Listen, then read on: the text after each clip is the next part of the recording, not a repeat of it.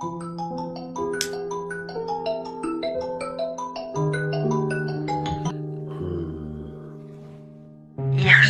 bolajonim? Ha, men yaxshiman. Nimadir bo'ldimi? Yo'q.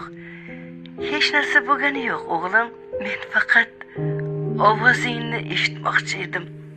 Hayronman ona. Ovozimni eshitish uchun yarim kechasi telefon qilishingiz shartmidi? O'g'lim, seni bezovta qildimmi? Ha, bezovta qildingiz ona. Uyqumdan uyg'ondim. 40 yil oldin shu vaqtda mana ham bezovta qilgan eding. Kasalxonaga borgandik. Tug'ilgan kuning bilan tabriklayman. O'g'lim. Rahmat ona.